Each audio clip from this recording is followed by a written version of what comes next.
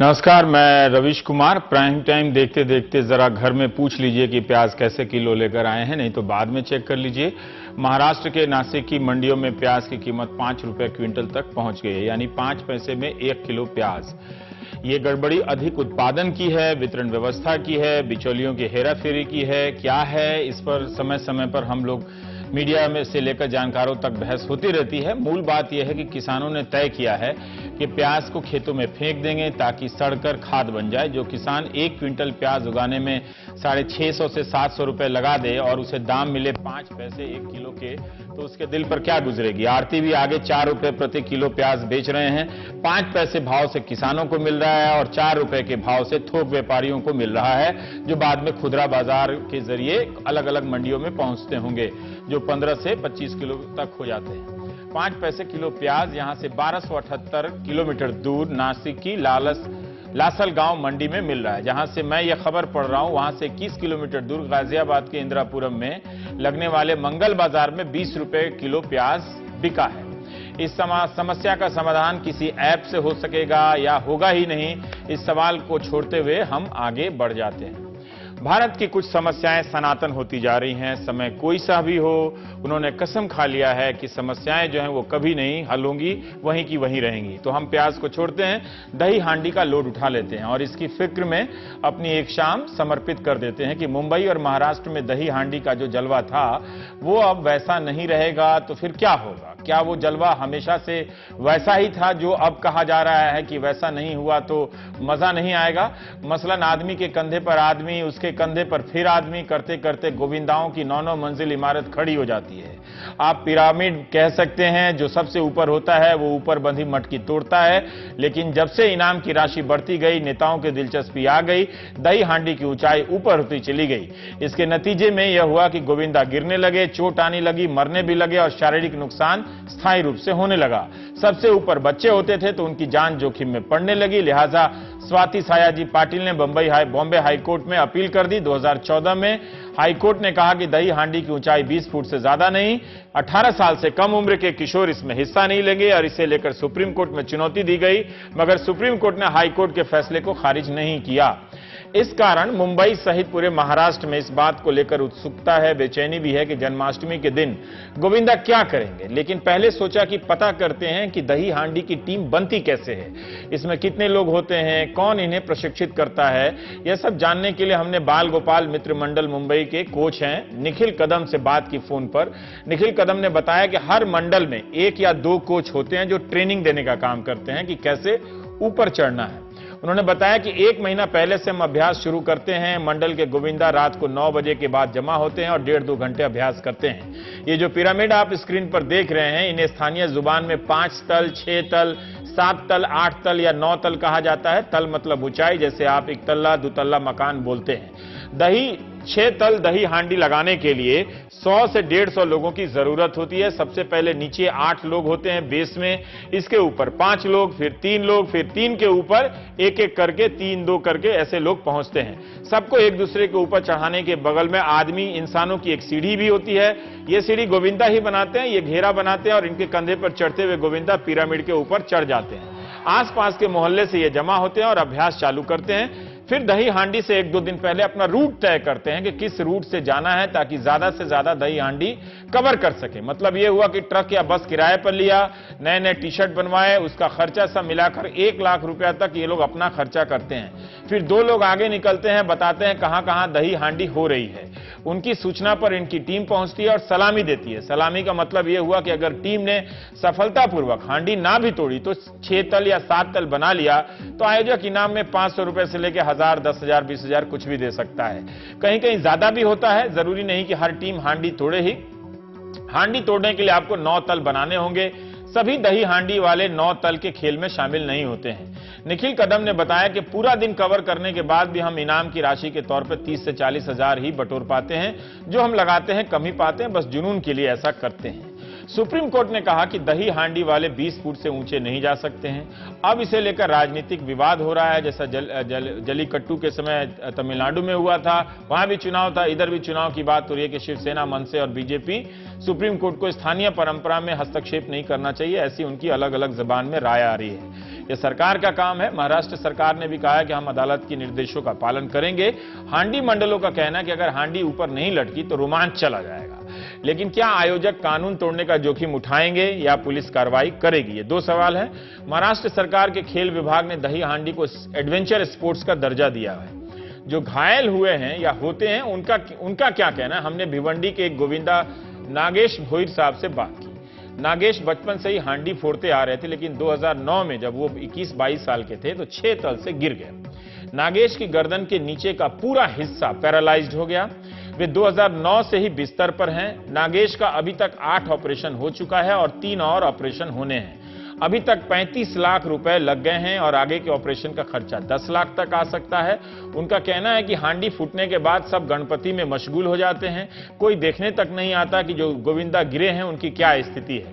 2009 से पहले नागेश बैंक में जॉब करते थे, लेकिन अब बेरोजगार हैं और बिस्तर पर पड़े रहते हैं। यार दोस्तों ने मदद कर दी, वरना कोई भी आयोजक मंडल आगे नहीं आया। सब इनाम में 10 लाख 20 लाख का ऐलान तो करते रहते हैं, गोविंदा की किसी को फिक्र नहीं होती। नागेश का कहना है कि 20 फीट 4 तल के बराबर होता है, यह काफी है और इसमें भी काफी रोमांच आ सकता है, इससे ज्यादा नहीं होना चाहिए। कोर्ट का आदेश ठीक है। 2013 में 641 गोविंदा घायल हुए, 14 में 290 बताए जाते हैं और 2015 में 130 घायल हुए, मतलब संख्या घटी रही है। नागेश की इस बात में दम है कि जोखिम लेकर गोविंदा चंद मिनटों के लिए हीरो बनते हैं, मगर गिरते ही वे परिवार पर या अपनी जिंदगी पर हमेशा के लिए बोझ बन जाते हैं। अगर इसे आस्था के नाम पर बनाए रखना है तो आयोजकों को उनकी सुरक्षा की गारंटी देनी चाहिए। वो कितना देंगे, हम इससे बात करेंगे। हमारे साथ राम कदम साहब हैं। राम कदम साहब ने बड़ी ख्याति प्राप्त की है, दही हांडी के आयोजक हैं और राजनेता भी की पृष्ठभूमि भी है आपकी। मनसे से होते हुए आप बीजेपी में आ गए हैं शायद, और आपने काफी ऊंची दही हांडी लगाने की ख्याति प्राप्त की है। और आप बात करेंगे, और खांडू आंधगले हैं, आप लेखक कार्यकर्ता हैं जो इसके विरोधी हैं। तो कदम साहब, पहले मैं आपसे जानना चाहता हूं, नागेश की कहानी जो बताई मैंने उसके संदर्भ में कि ठीक है, परंपरा है, संस्कृति है, लेकिन ये जो खतरा है उसकी गारंटी आप क्यों नहीं लेते हैं?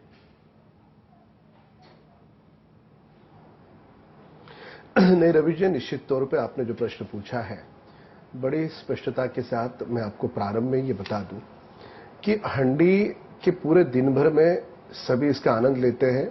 घाटकोपर में मैं जो करता हूं, लगभग पूरे दिन भर में 5 से 6 लाख लोग, फुटफॉल कहेंगे हम, उतने लोग वहां पर आकर के जाते हैं। पर दूसरे दिन जो दुर्घटनाएं हम अखबारों में पढ़ते हैं, जो देखते हैं, वो दुर्घटनाएं देख करके मन विवश होता है। तो कहीं पर कोर्ट के निर्णय को लेकर के यदि हम बात करें तो निश्चित तौर पे हम सारे आयोजक कोर्ट के निर्देशों का पालन करेंगे, पर उसके साथ साथ ये जो दुर्घटना घटती है उसके कुछ सिक्योरिटी के मेजर्स अगर निकाले जाते तो सारे आयोजक तथा गोविंदा उनमें एक अलग से हर्ष होता। अब देखा यह गया है, जितने भी मैंने गोविंदाओं से बात की, जो अलग अलग मंडल हैं, ये सारे मंडलों की लगभग 2 महीने 3 महीने से ये प्रैक्टिस करते हैं। आपने कहा 1 महीने से करते, तो वो पूरा सच नहीं है। लगभग कई मंडल 2 महीने से 3 महीने से उनमें प्रैक्टिस चलती रहती है। अब ये जो 4 पिरामिड लगाने की जो बात है, इसमें कोई भी गोविंदा को उसमें आनंद नहीं आता। उसमें ये खेल है, हर खेल में एक अपनी अलग से जोखिम होती है, हर खेल में धैर्य दिखाना होता है। पर इस विषय को जिस कारण से ये जो याचिका हुई थी कि छोटे कम उम्र के बच्चे पहले इसमें हिस्सा लेते थे, 3 वर्ष की आयु के, 4 वर्ष की आयु के, 5 वर्ष की आयु के, इसका कोई समर्थन नहीं कर सकता। मैं आयोजन करता हूं, पर मैं भी इस बात का समर्थन कतई नहीं करता। पर 12 वर्ष के ऊपर के बच्चे इसमें हिस्सा ले तो इसमें किसी को कोई आपत्ति नहीं होनी चाहिए थी। पर कदम साहब, मैं आपसे एक बात पूछना चाहता हूं, पालन होगा, पर बहुत सारे बच्चे ऐसे हैं जी। मैं आपसे पूछना चाहता हूं कि ठीक है, बच्चे का तो आप इस्तेमाल नहीं कर सकते, कोर्ट का आदेश अब है ही, आप कह रहे हैं पालन करेंगे। आप बताइए ना, आप आयोजक हैं, आप ऐसी कौन सी व्यवस्था कर सकते हैं जिससे आप या आपके जैसे आयोजक है ना, कि जैसे गिरने वालों को का स्थायी या अस्थायी शारीरिक नुकसान ना हो? क्या इसकी गारंटी आप दे सकते हैं? 5 लाख लोग आते हैं, लेकिन अगले दिन 300 और 100 की संख्या में वो गरीब लड़के अस्पताल में भर्ती हो जाएं, जैसे नागेश का खर्चा 40-50 लाख रुपए, ये कौन देगा फिर? बिल्कुल रवीश जी, मैंने मेरे घाटकोपर में सभी ऊपर के तल्ले में जितने नौजवान चढ़ते हैं उनको मैंने सेफ्टी बेल्ट प्रोवाइड किए थे। आप अपने अगर मेरे हंडी के कुछ फुटेज निकाल करके पूरे मुल्क में दिखा दो, आपके चैनल पे चला दो, तो मैंने वहां पे प्रोवाइड किए थे। अगर सेफ्टी बेल्ट अगर ऊपर चढ़ने वाले बच्चों को दिया जाता है तो पूरा का पूरा पिरामिड गिर भी जाए तो सेफ्टी बेल्ट के कारण वो बचा रहता है। क्या है ये सेफ्टी बेल्ट, आप थोड़ा बता सकते हैं क्या है? तो नेट लगाया जा सकता है, कई सारे प्रबंध हो सकते हैं। हाँ, ये बात मैं मानता हूं कि बहुत सारे गोविंदा वो लेने से नकारते हैं, जो अच्छी बात नहीं है, पर मैंने प्रबंध किया था। कदम साहब, ये सेफ्टी बेल्ट क्या है? मतलब वो बच्चा जो ऊपर चढ़ता है वो लगा के ऊपर की रस्सी से बंधा होता है, या मैं आपसे जानना चाहता हूं ये क्या है ये सेफ्टी बेल्ट जिसका जिक्र आपने किया? जी, कि पहली मैं बताता हूं क्या करते हैं कि ये जो पूरा ऊपर का पिरामिड चढ़ता है, ये पिरामिड के जैसे एक अलग से वी शेप का एक जिसे बोलते बड़ा फिट तरीके से कपड़ा पहना जाता है और क्रेन से लटकाए जाते हैं बेल्ट, और बेल्ट लगा करके वो आदमी के पिरामिड के ऊपर से चढ़ता है। तो अब लेना गोविंदा ने चाहिए, पर कुछ लेते हैं कुछ नहीं लेते, और उसमें नीचे का पिरामिड गिर भी जाए तो उस बेल्ट को क्रेन ने पकड़ा हुआ है तो नौजवान नीचे गिर नहीं सकता, कोई दुर्घटना घट नहीं सकती। तो इस प्रकार का प्रयोग मैंने घाटकोपर में किया था और ये बहुत सक्सेसफुल रहा है, और उसमें कोई भी एक भी मेरे यहां पे कोई दुर्घटना नहीं घटी। जी ठीक है। खांडू आनगले साहब हैं। खांडू जी, आप बता सकते हैं मैं पिछले 7 वर्षों से कर रहा हूं। राइट, ठीक है, अच्छी बात है, आप एक विकल्प की बात कर रहे हैं। पर खांडू साहब, अभी राम कदम साहब कह रहे हैं कि उन्होंने एक बेल्ट का तरीका निकाला है कि क्रेन से घाटकोपर में बच्चे को जो सबसे ऊपर होता है उसको बांध दिया जाता है, जिससे अगर नीचे का पिरामिड ढह भी जाए तो वो गिरने से बच जाता है। पर मैं आपसे जानना चाहता हूं, क्या आप इस सुरक्षा व्यवस्था से संतुष्ट हैं? क्योंकि उनका दावा है कि उनके इलाके में ऐसी घटना नहीं हुई है। दूसरा, मैं ये पूछना चाहता हूं कि क्या सिर्फ ऊपर वाले के गिरने, जो गिरता है उसी को चोट लगती है, और जो बीच में जो लोग होते हैं क्या उनको चोट नहीं लगती है? खांडू साहब, तो आपने बराबर कहा कि पिरामिड में अगर 100-150 आदमी होते हैं, पिरामिड में अगर 150-200 आदमी होते हैं और एक आदमी को, बच्चे को या छोटे उम्र वाले को ऊपर के हिस्से में जो रहता है उनको क्रेन से समझो बचा लिया, लेकिन जो पिरामिड से तीसरे, पांचवें, छवें से जो गिरता है उसको तो मार जरूर लगता है। अभी नागेश का जो आपने एग्जाम्पल दिखाया वो तो 5वें ही माले से गिरा था, तो मार तो किसी को ही लग सकती है, और ये मार लगने से कारण उसकी जिंदगी बर्बाद होती है। ये सच सवाल है, ये सवाल सच्चा है कि उसकी जिंदगी बर्बाद होती है एक दिन के खेल के लिए। और पूरे महाभारत में जो गीता में लिखा है या कृष्ण लीला में जो दिखाया, उसमें ऐसी ज्यादा से ज्यादा 5 फुट की हंडी के ऊपर से वो अपने दही निकालते थे, या ऐसे 10 और 5 और 9 थर लगाते नहीं थे कृष्ण भगवान। जी जी जी, हाँ खांडू साहब। जी साहब। हाँ, आप रुक गए बोलते बोलते। जी हाँ, मैं ये कहना चाहता था कि जो क्रेन से एक बच्चा को ही बचा सकते हैं, हाँ, लेकिन पूरे टीम में कम से कम 150-200 गोविंदा होते हैं, उसमें से किसी 5-10 आदमी को नीचे गिरने के टाइम मार तो लग सकता है ना। तो ये मार नहीं लगने के लिए कुछ भी सुविधा नहीं कर सकते हैं ज्यादा तौर पे, पर मुझे एक बात, 2 आदमी को बचा सकते हैं। जी, मुझे एक बात बताइए कि क्या आप कदम साहब की बात से संतुष्ट हैं कि देखिए कदम साहब कह रहे हैं कि 20 फुट कर देने से पूरा उत्साह चला जाएगा, मजा नहीं आएगा, ज्यादा ऊंचा रहना चाहिए, है ना? 20 फुट का जो कोर्ट का निर्णय है, सुप्रीम कोर्ट का, वो निर्णय ट्राई करके तो देखो, उसमें भी खुशी आ जाएगी, उसमें खुशी आ जाएगी। ये परंपरागत जो है ना, ये परंपरागत थोड़ा देखने के बाद में सुरक्षितता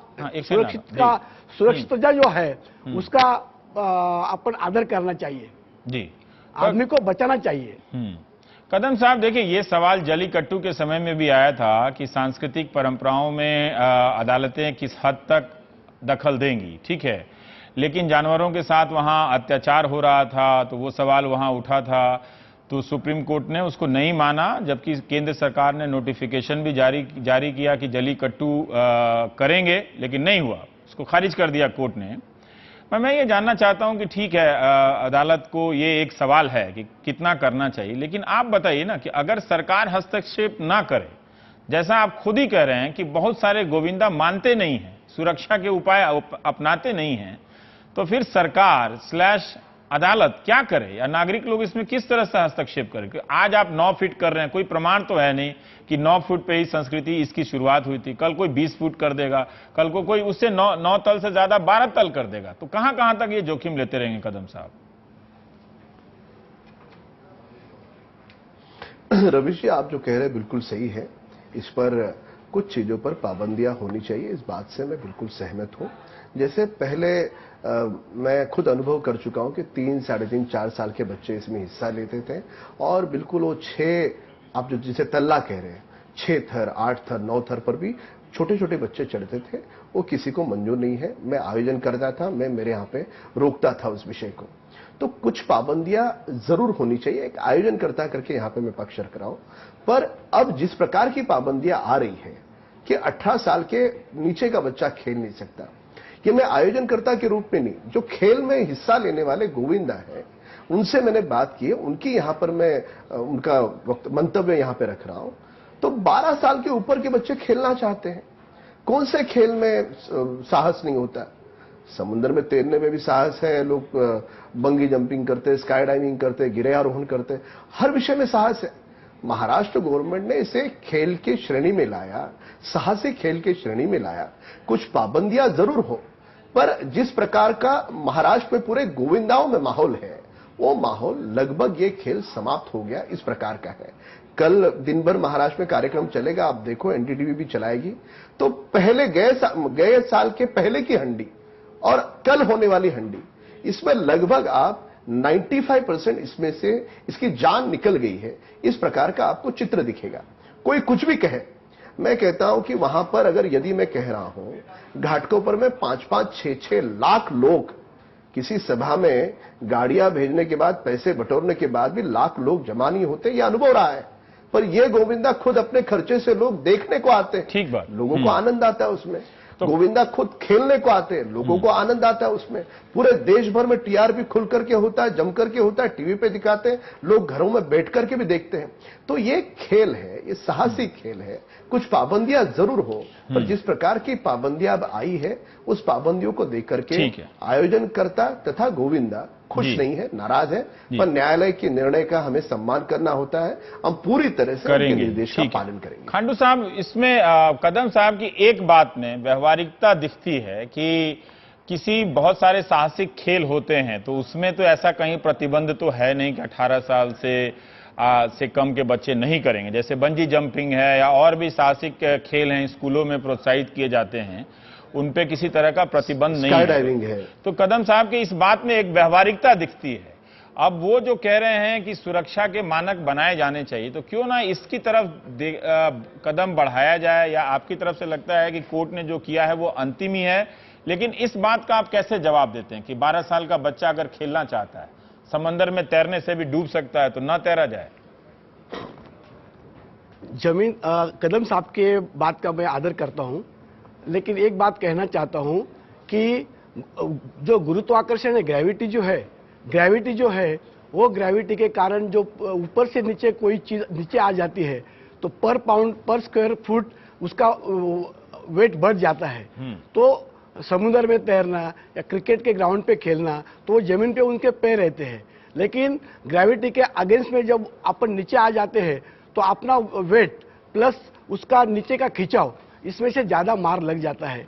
तो एक दिन के खेल के लिए पूरी जिंदगी 100 में से 2 आदमी की या 1 आदमी की वो खत्म होती है। तो उसके लिए अगर जो कुछ कोर्ट ने पाबंदी लगाई है, तो अभी कदम साहब ने कहा कि हम उनका सब उसकी सब सुरक्षिता रख के काम करेंगे। तो मैं बोलता हूं कि कल के गोविंदा में एक भी इंजर नहीं होगा तो अपने सबके लिए अच्छा है और ये प्रोग्राम के लिए भी अच्छा है। ये भी अच्छा है। पर कदम साहब, एक बात बताइए कि आप कह रहे हैं कि जैसे सभी खेलों में रवीश जी क्षमा चाहूंगा, सभी खेलों में गिरियारोहण हो, बंगी जंपिंग हो, स्काई डाइविंग हो या साइकिल चलाना हो, सभी खेलों में ऊपर से गिर के ही आदमी मरता है या दुर्घटना होती है। साइकिल चलाने में नहीं इसके होता लिए है। ये मानक जो दे रहे हैं हमारे साइकिल चलाने में नहीं होता है, जहाँ 20 इस तरह से 150 साइकिल लोगों चलाने से भी में कई बार से सर पे चोट आ जाए, मुझे बताइए ना, दुर्घटनाएं घटी देखिए है। आप लोग देखिए अभी कदम रास्ते पे साहब, चलने आप लोग के बाद भी राजनीतिक जो लोग देश के ठीक जो है? आंकड़े हैं, नहीं, लगभग आप लोग देश के- राजनीतिक लोग हैं, मैं आपसे जानना चाहता हूँ रवीश आप- जी, एक रास्ते पे हम गाड़ी चलाते हैं पूरे वर्ष में, नहीं। केवल आधा मिनट दें आप। रास्ते पे चलते समय पूरे वर्ष में पूरे उसके देश बहुत भर सारे में नियम कानून 4.5 लाख एक्सीडेंट्स होते हैं, जिसमें से उसके- 1,60,000 के करीब कदम लोगों साहब, की मौत होती है। देखिए, ये आपका हम वो रास्ते से लॉजिक गाड़ी ठीक चलाना है, ये बंद कर लॉजिक देते ठीक हैं। नहीं है। उसके उसके लिए हम सरकार मानक ने- ढूंढते उसके लिए हैं। भी सरकार ने मेरा बहुत कहना कानून यह बनाए है हैं, कि यदि सख्त दुर्घटनाएं कानून हो बनाए रही हैं, है, फाइन वगैरह के तो कानून उसके नहीं। हम मानक ढूंढे, कदम साहब, मेरी अब बात पाबंदी सुनिए। नहीं करें। मेरी ये बात सुन लीजिए कि भाई आप लोग राजनीतिक लोग हैं, आयोजक आप बहुत पहले से हैं, तो ये बताइए कि जो दुर्घटनाग्रस्त होते हैं उनके लिए क्या बीमा व्यवस्था है? आप लोगों ने तो ये भी नहीं कर पाए ना। अगर सरकार से लड़ना था, आपको अदालत के आदेशों के सामने अगर आपको विकल्प देना था, तो आप ये भी एक विकल्प देते कि हमने क्या किया है। दही हांडी कोऑर्डिनेशन कमेटी अगर महाराष्ट्र में है या शायद मुंबई में है, तो उस कोऑर्डिनेशन कमेटी ने ही कौन सा विकल्प अपना तरफ से ढूंढा है? क्या उसने बीमा दिया है कि अगर किसी का नेक पैरालाइज हो जाए गर्दन के नीचे तो 50 लाख का खर्चा हम देंगे, कोई मर जाएगा तो 2 करोड़ हम देंगे? या सारी बात इनाम दिया आपने और चले गए? और यह भी आरोप लगता है कि चूंकि आप लोगों ने इनाम राशि इतनी बढ़ा दी है कि कोई भी आ जाता है करने के लिए। जी, तो ये नहीं, ये कदम साहब से पूछा मैंने, खांडू साहब कुछ बात के कुछ हिस्से से मैं सहमत हूं, पर पूरी तरह से नहीं हूं। मैं आपको बता दूं कि सारे आयोजक, मैं रहूं, सचिन बाबू आहिर रहे, प्रताप सरनाइक है, जितेंद्र आवाड है, ये जो बड़े बड़े आयोजन करता है, हमने हमारे यहां पर पूरी तरह से गंभीरता से बड़े संवेदनशील तरीके से सभी गोविंदा से हम अपील हर साल प्रतिवर्ष करते हैं कि नहीं, अपील से कैसे होगा सर? अपील से क्या होगा? आपने उनके घायल होने की कुछ स्थिति लोग में लेते हैं, नहीं लेते, और दूसरे दिन दुर्घटना घटने के बाद भी हम सारे लोग उनको मदद करने के लिए आगे आते हैं। और आप ही के चैनल से सारे लोगों ने कवर मैंने किया, अभी नागेश से बात की, 50 लाख उसका खर्चा आने वाला है, 35-45 लाख जो नहीं कमाया वो सोचिए। ये पक्ष आप नहीं रख पाओगे, एक बात। और दूसरी मैं तो बात, आपसे रखना बीमा चाहता के लिए हूं। हम उन्हें उत्तेजना देते हैं। आप सभी मिलके क्या मदद करते हैं? क्या आप लोग करोड़ों रुपए की मदद करते हैं? क्या करोड़ों रुपए की मदद करते हैं? इस तरह से लोग घायल होते हैं। नहीं कर सकते। अभी मैं 3 वर्ष पहले मैंने मेरे यहां पे जितने भी मंडल भाग लेने वाले हैं, हिस्सा लेने वाले हैं, सबका मैंने इंश्योरेंस कराया। रवीश जी, आप बताएं ये अच्छा काम किया, गलत काम किया? अब जितने मंडल हिस्सा ले रहे हैं उनका यदि मैं इंश्योरेंस आयोजन करता करके मैं स्वयं निकाल रहा हूं, तो उसके बाद यदि कोई दुर्घटना न घटे, खांडू साहब, क्या ये मुमकिन है? क्या ऐसा हुआ सारी होगा? पाबंदियां होनी चाहिए, मैं मानता हूं। इंश्योरेंस उसके की बात मानक भी होनी चाहिए, ये भी मैं मानता हूं। पर मुझे नहीं मालूम कि आपने कितने का इंश्योरेंस कराया। 3 वर्ष मुझे नहीं मालूम, क्योंकि और एक आपके बीमारी का चैनल पे उदाहरण खुद दे रहा हूं। कवर हुआ 50 लाख खर्चा आया है। आपने 1 लाख रुपए का इंश्योरेंस मेरे करा दिया घाटों होगा। पर में कोई दुर्घटना घटी और जिससे मदद नहीं मिली, ऐसा आपके पास एक उदाहरण नहीं है। नहीं, मेरे आयोजन काल कार्यकाल देखिए, आप अपने ऊपर जिम्मेदारी ले रहे हैं, आप थोड़ी बहुत मदद कर देते होंगे, मैं उस पर नहीं शक कर रहा हूं, क्योंकि मैंने जानता नहीं। लेकिन बात है कि एक सिस्टम के तहत आपने क्या गारंटी प्रोवाइड किया? मैं जानता हूं, मेरा यही कहना है, इसी प्रकार से सारे आयोजन करता, रवीश जी, इसी प्रकार से जो बड़े बड़े आयोजन करता है वो ध्यान देते, पर आपकी बात खांडू साहब, आप इससे सहमत हैं? कुछ लोग नहीं ध्यान देते, और बिल्कुल सभी ने मिलकर के ध्यान देना। खांडू साहब, आप इससे सहमत हैं जो कदम साहब कह रहे हैं? मैं कदम साहब के बात पे सहमत नहीं हूं, क्योंकि अगर वो 20 लाख देते हैं या 5 लाख देते हैं, लेकिन आदमी की जान जाती है, आदमी अपंग हो जाता है, उसका लाइफ में वो डेवलप आगे नहीं कर सकता है, वो अपना इप्सित साध्य नहीं कर सकता है, क्योंकि उनकी बॉडी उनको साथ नहीं देती है। अपना काम चालू है, ये इसके लिए चालू है कि आदमी सही सलामत रहना चाहिए, उसकी जान बचनी चाहिए और उसको खेल का आनंद मिलना चाहिए, जान जानी चाहिए, अपंग होना चाहिए। ये काम के लिए दही हांडी नहीं है और नहीं होनी चाहिए। नहीं, मैंने ये पूछा कि क्या ये लोग वाकई में इंश्योरेंस की व्यवस्था करते हैं, और क्या उस इंश्योरेंस की राशि में इस तरह का 30 लाख 40 लाख के इलाज का खर्चा होता है, शामिल होता है उसमें सर? वो 30 लाख या 40 लाख की जो राशि है ना, वो देख के वो बेड पे नहीं रहेगा, वो काम नहीं करेगा, वो देश के विकास के काम के यूज नहीं होगा उसका, वो एजुकेशन नहीं ले सकता है, वो कुछ तरक्की नहीं कर सकता है, वो जो पैसा है तब तक वो जिंदा रह सकता है, पैसा खत्म होएगा तो वो मर सकता है। ठीक है, चलिए, हमारा उद्देश्य यही था कि आप दोनों की बातों से दर्शक थोड़ा इस पारंपरिक खेल की चुनौतियों के बारे में समझें, परंपरा भी बनी रहे और सुरक्षा से समझौता ना हो, एक रास्ता तो निकाला जा सकता है और इस पर बातचीत तो हो ही सकती है। दही हांडी के दिन अब चुनौती ये होगी कि क्या अदालत के निर्देशों का उल्लंघन होगा या नाम के लिए ही पुलिस होगी? क्या पुलिस इतने पावरफुल लोग, शक्तिशाली लोग, आयोजक हैं, उनके यहां जाकर कार्रवाई कर सकेगी? करेगी तो किसके खिलाफ करेगी? आयोजक के खिलाफ या 6 तल 10 तल चलने वाले लोगों के खिलाफ? तो हम देखेंगे कि गुरुवार के दिन क्या होता है। और अब बात आगे बढ़ते हैं। आज एक बड़ी खबर हुई है दिल्ली में, किराए की कोख यानी सरोगेसी के संबंध में। केंद्र सरकार ने इस मामले में एक बिल को मंजूरी दे दी है, जिसे सरोगेसी के नाम पर चलने वाले कारोबार पर रोक लगने का दावा किया गया है। इस बिल की खासियत बताने से पहले आपको यह बताना जरूरी है कि सरोगेसी है क्या। यह एक आधुनिक वैज्ञानिक तकनीक है जिसकी मदद से ऐसे दंपति माता पिता बन सकते हैं जो बच्चा पैदा करने में शारीरिक तौर पर समर्थ ना हो। मोटे तौर पर यूं समझिए कि इसके तहत माता के एक और पिता के स्पर्म वीर्य को लेबोरेटरी में फर्टिलाइज किया जाता है और इससे बने एम्ब्रियो या भ्रूण को एम्ब्रियो ट्रांसफर तकनीक से एक ऐसी महिला के गर्भ में डाल दिया जाता है जो बच्चे को 9 महीने अपने गर्भ में पालने और फिर उसे जन्म देने के लिए तैयार हो।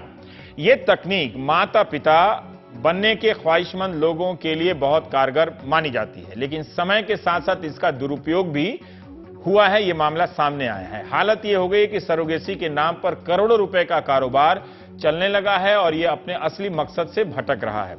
इसी को रोकने के लिए सरकार ने नया बिल तैयार किया है। इसके मुताबिक अब सरोगेसी की इजाजत तभी मिलेगी जब किसी दंपति के सामने बच्चा पैदा करने का कोई दूसरा विकल्प या रास्ता ना हो। नए बिल के मुताबिक किसी महिला को एक ही बार सरोगेसी की इजाजत होगी, अविवाहित महिला को यह इजाजत भी नहीं होगी। सरोगेसी के लिए पुरुष की उम्र 26 से 55 के बीच होनी चाहिए और महिला की उम्र 23 से 50 के बीच। शादी के 5 साल बाद ही इसकी इजाजत होगी। यह काम रजिस्टर्ड क्लिनिक में ही हो पाएगा, जहां सरोगेसी की प्रक्रिया पर पूरी निगरानी रखी जाएगी।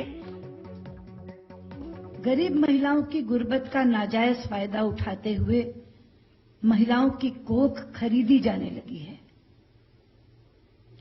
और अपने आप को निस्संतान दंपति कहकर लोग उस कोख को किराए पर लेते हैं और अपने बच्चे का गर्भ उस महिला द्वारा धारण करवाते हैं और बच्चा होने के बाद महिला की उपेक्षा करके बच्चा स्वयं लेकर चले जाते हैं। और ऐसी भी घटनाएं बहुत सामने आई जहां बच्चे के रूप में लड़की के होने के कारण उसको भी छोड़कर चले जाते हैं। ऐसी भी घटनाएं सामने आई कि जुड़वा बच्चे हुए, एक बेटा एक बेटी, तो बेटे को लेकर और बेटी को छोड़कर चले जाते हैं। ऐसी भी घटनाएं सामने आई जहां बच्चा किसी विकलांगता से ग्रस्त था तो उसको भी छोड़कर चले जाते हैं। ये बहुत बड़ी समस्या बन गया था और सबसे ज्यादा चिंता की बात यह थी कि यह व्यापार फलने फूलने लगा था देश में। नए बिल के मुताबिक सरोगेसी का कानून तोड़ने पर सख्त सजा का प्रावधान है। 10 साल जेल की सजा और 10 लाख रुपए तक का जुर्माना। इस सख्ती की जरूरत इसलिए पड़ी कि कई राज्यों में, खासतौर पर गुजरात में, इसने एक बड़े कारोबार का रूप ले लिया है। जुलाई 2012 में संयुक्त राष्ट्र द्वारा कराए गए एक अध्ययन के मुताबिक भारत में कारोबार करीब 2600 करोड़ रुपए का हो गया था और देश भर में 3000 से ज्यादा फर्टिलिटी क्लिनिक इस काम को अंजाम दे रहे थे। भारत में व्यावसायिक स्तर पर सरोगेसी 2002 से शुरू हुई। भारत दुनिया के उन कुछ देशों में हो गया जहां किसी महिला को पैसा देकर कोई दंपति अपने बायोलॉजिकल चाइल्ड के लिए को खरीद सकता था। इन देशों में जॉर्जिया, रूस, थाईलैंड, यूक्रेन और अमेरिका के कुछ राज्य शामिल हैं। सरोगेसी के व्यावसायीकरण से ही असली दिक्कत शुरू हुई। इस मामले में दलालों का बोलबाला हो गया जो गरीब और अशिक्षित महिलाओं को पैसे का लालच देकर सरोगेसी के लिए तैयार करने लगे। इन महिलाओं को इस पूरे मामले की पेचीदगियां और शरीर को होने वाली नुकसान के बारे में ठीक से जानकारी नहीं होती। इन दलालों ने खास तौर पर दूसरे देशों के अमीर लोगों के लिए यह काम आसान कर दिया। सरोगेसी के इस्तेमाल से विदेशी दंपतियों के हर साल भारत में 2000 बच्चे पैदा होने लगे। दरअसल देशों के मुकाबले भारत में सरोगेसी से बच्चा पैदा करना सस्ता था और साथ ही यहां विशेषज्ञ डॉक्टरों की भी कमी नहीं थी। ऊपर से इससे जुड़ा कानून बहुत ही लचर था। पैसे के लालच में इस सब ने इसका फायदा उठाया और यहीं से सरोगेसी का असली मकसद खत्म होने लगा। कई नामी गिरामी लोग भी खुद बच्चा पैदा करने में समर्थ थे, लेकिन इससे बचना चाहते थे, उन्होंने इस्तेमाल किया। महिला अधिकार से जुड़े कार्यकर्ताओं ने भारत के सरोगेसी कारोबार को बेबी फैक्ट्री कहना शुरू कर दिया और इसके खिलाफ लामबंद होने लगे। इस सब के मद्देनजर सरकार ने इस मसले पर कानून को सख्त किया है, लेकिन अभी हमने सिर्फ सूचना दी है। इस कानून को लेकर तरह तरह की व्याख्याएं अभी सामने आएंगी, आलोचना भी हो रही है धीरे धीरे जुबान में, लेकिन जब स्पष्ट हो जाएंगी तो हो सकता है कि हम इस पे आगे चर्चा भी करें। ब्रेक के बाद आबादी वाले विवाद में राकेश सिन्हा जो संघ की तरफ से बोलते हैं और कमर वहीद नकवी दोनों ने अपना अपना वीडियो ब्लॉग भेजा है, उनसे हमने मंगवाया है बल्कि, और वो हम आपके सामने पेश करेंगे ब्रेक के बाद।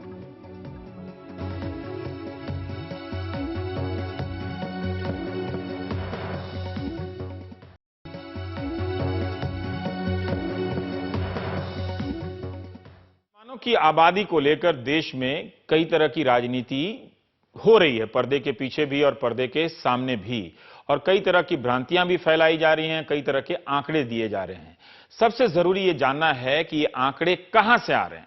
किसी भी आंकड़े का अलग अलग तरीके से विश्लेषण हो सकता है, ये एक खतरा रहता है, लेकिन इसके बावजूद हमने प्रयास ये किया कि जिस तरह से पहले सोमवार के दिन कमर वहीद नकवी साहब ने वीडियो ब्लॉग भेजा और आरएसएस के एक शिविर में, शिक्षकों के शिविर में, वहां पर एक वीडियो दिखाया गया था, उसके जवाब में आगरा में कमर वहीद नकवी साहब ने अपना एक वीडियो ब्लॉग भेजा। तो फिर हमने राकेश सिन्हा जो आरएसएस की तरफ से आते हैं टीवी स्टूडियो में, उनसे आग्रह किया कि आप भी अपना पक्ष दें। दोनों ने अपने अपने मुख्य आर्गुमेंट, तर्कों को सामने रखा है।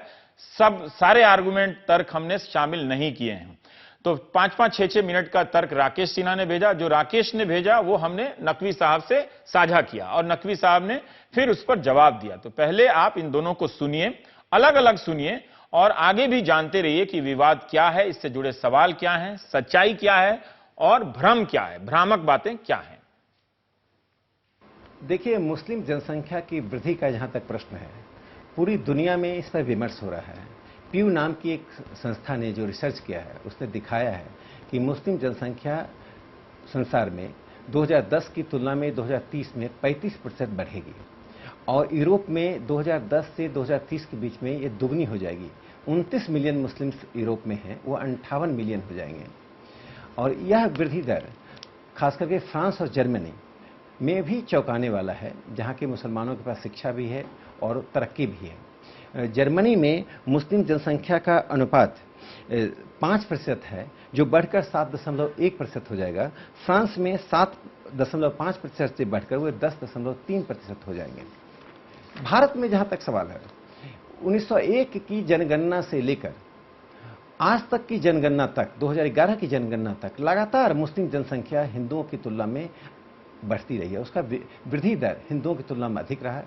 उसका एक कारण फर्टिलिटी रेट अधिक होना, दूसरा महत्वपूर्ण कारण जनसंख्या बढ़ने को धर्म से जोड़कर देखा जाना। जमीनी स्तर पर यह देखा जाता है कि जनसंख्या का बढ़ना वो एक धर्म के अनुकूल है।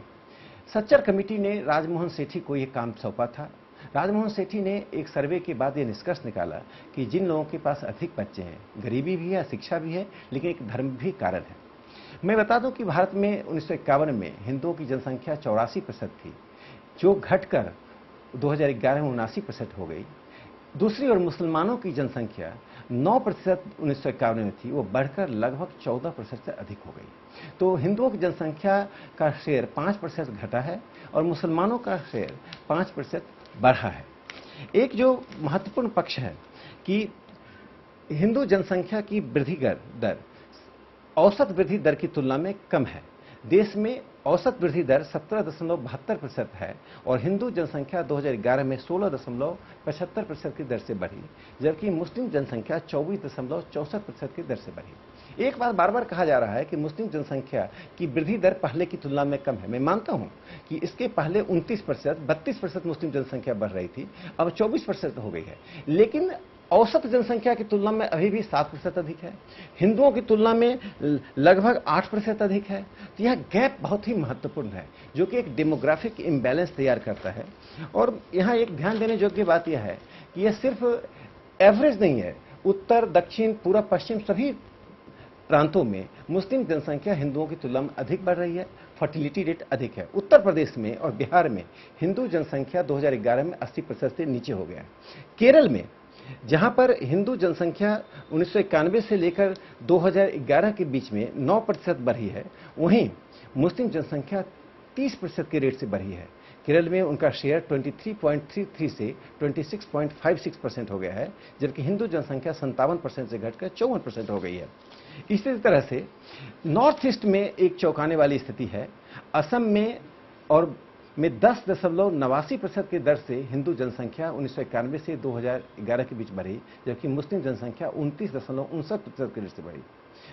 अरुणाचल में हिंदू जनसंख्या इस दौरान 25% से बढ़ी, मुस्लिम जनसंख्या 126। असम में 27 हिंदू जनसंख्या और मुस्लिम जनसंख्या 67। मिजोरम में हिंदू जनसंख्या नेगेटिव है, -13% का ग्रोथ रेट है, जबकि मुस्लिम जनसंख्या 226% के रेट से बढ़ी। एक और चौंकाने वाली बात है कि जो सीमांत जिले हैं, वहां पर कुछ जिलों में मुस्लिम जनसंख्या का अनुपात अनपेक्षित रूप से अधिक है। जैसे मुर्शिदाबाद में 66% मुस्लिम है, मालदा में 51% है, बिहार के किशनगंज में 67% है, कटिहार में 44% है, अररिया में 42% है। उसी तरह से असम के लगभग 5 जिलों में धुबरी, बारापेटा, डारंग, हेलाकांडी और गोलपारा में मुस्लिम जनसंख्या 60% से अधिक है। धुबरी में तो 80% के करीब वे पहुंच गए हैं। अरुणाचल में एक तवांग जिला है, वहां मुस्लिम जनसंख्या 1991 से लेकर 2011 के बीच में 249% की दर से बढ़ी है। तो यहाँ कंसर्न यह है कि मुस्लिम जनसंख्या की वृद्धि और हिंदू जनसंख्या की वृद्धि में जो एक गैप है, उसका एक बहुत बड़ा कारण है समान जनसंख्या नीति का नहीं होना। मोहन भागवत जी बार बार इसी बात पर जोर देते हैं कि देश में संसाधनों और विकास की गति, इन दोनों को देखते हुए जनसंख्या नीति का निर्माण किया जाना चाहिए। अगर देश में 50 साल बाद, उन्होंने 2015 में कहा था, 50 साल बाद देश में कितनी जनसंख्या होगी, क्या उस जनसंख्या के लिए स्वास्थ्य, शिक्षा, घर की सुविधा देने में राज्य सक्षम होगा, और उसी आधार पर हमें एक राष्ट्रीय विमर्श करके नीति तय करनी चाहिए। जनसंख्या वृद्धि को सांप्रदायिक चश्मे से नहीं तभी देखा जा सकता है जब देश में एक सहमति बने कि एक जनसंख्या नीति हो, और ग्रो मोर फूड पर जोर देना चाहिए, ना कि ग्रो मोर चिल्ड्रन पर। कुछ लोग ग्रो मोर चिल्ड्रन के प्रवक्ता हैं, और यही संकट है मुस्लिम समाज में। एक बड़ा वर्ग जब समान जनसंख्या नीति की बात होती है तो उसका विरोध करता है। देखिए, जिस प्यू रिसर्च की बात हो रही है, उस प्यू रिसर्च में जो कुछ कहा गया है, जो अभी राकेश सिन्हा जी बोल रहे थे, वो सही ये बोल रहे हैं कि मुस्लिम आबादी दुनिया में बहुत से जगहों पे बढ़ रही है और कई इलाकों में बढ़ रही है, इसमें कोई झूठ नहीं है। लेकिन ये अर्ध सत्य है। पूरा सत्य यह है कि मुसलमानों की जो जन्म दर है उसमें लगातार गिरावट आती जा रही है, ठीक है। और दूसरी बात यह है कि जो जनसंख्या वृद्धि है उसका धर्म से कोई लेना देना नहीं है। प्यू रिसर्च में खास तौर से 4-5 चीजें कही गई हैं कि जनसंख्या वृद्धि का जिन पर असर पड़ता है। पहली चीज यह है कि शिक्षा, खास तौर से महिलाओं की शिक्षा, कि महिलाएं कितनी शिक्षित हैं। दूसरी बात स्टैंडर्ड ऑफ लिविंग, कि आपका रहन सहन का स्तर कैसा है। तीसरी बात यह है कि परिवार नियोजन या कंट्रासेप्शन, इसका कितना प्रयोग करते हैं। चौथी बात यह है कि अर्बनाइजेशन, कि कितना शहरीकरण है।